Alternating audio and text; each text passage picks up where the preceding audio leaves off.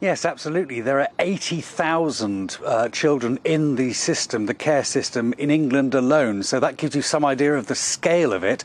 So local authorities are constantly looking around to try and recruit more people into the foster community, as it were. And this Foster Care Fortnight is a great opportunity for those local authorities to get out and about, talk to people and sort of explode some of those myths that people might have about fostering. Well, I'm joined here in sunny Wiltshire by Councillor Laura Mays, who's the Cabinet Member for Children's Services here in Wiltshire. Thank you for getting up so early for us. What's the situation like in Wiltshire?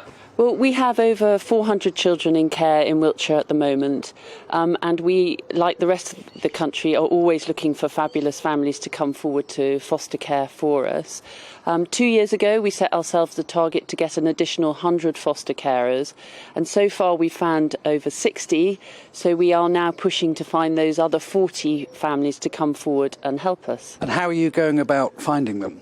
Well, we advertise through various means, through a lot of social media and through posters, but also particularly during Fostering Fortnight, we've been out on the road in our fabulous county, going around all our towns with our fostering team, who have a wonderful van, talking to families and asking them, well, not families, but people to come forward and just say, come and ask us some questions about fostering so that we can answer those for you. What sort of questions do you get asked? There must be lots of myths. You must have people coming and saying, well, I can't do it because of X, Y and Z. What are the sort of myths that you hear when you go around and talk to people?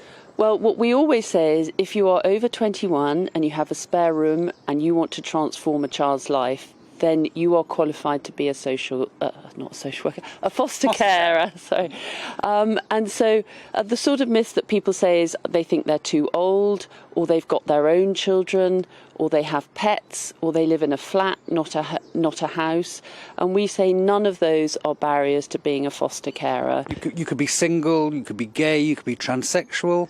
All those things, and as long as you are able to love and care for a child, then we want to hear from you.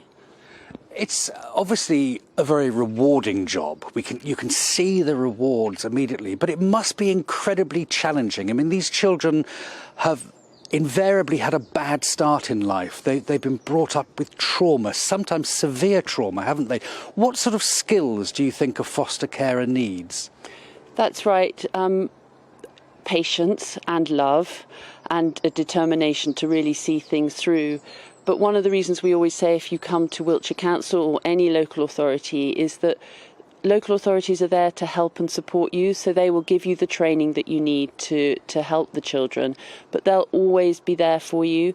So day or night, any troubles that you have, the team will be there to see you through those times. And speaking to other foster carers and seeing the work that they've done with those children, you can really see those rewards, and that's what makes it so worthwhile. Councillor Laura Mays, thank you very much indeed for that. So people, and it's paid as well, isn't it? Just got to make that point that it is a paid job. So get in touch with your local council if that is something you can do.